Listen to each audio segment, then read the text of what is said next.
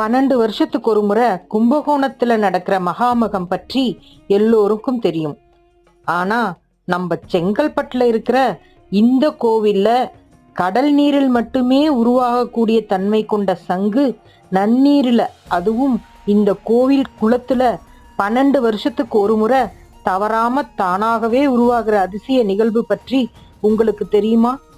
அதுவும் இந்த சிவராத்திரியில இந்த அதிசயத்தையே மிஞ்சும் வகையில் மற்றுமொரு அதிசயம் நடந்து பக்தர்களை அதிர்ச்சி அடைய செய்துள்ளது.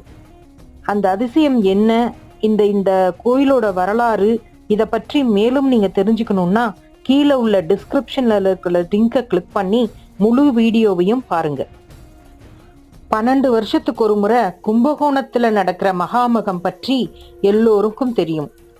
ஆனா நம்ம செங்கல்பட்டுல இருக்கிற இந்த கோவில்ல கடல் நீரில்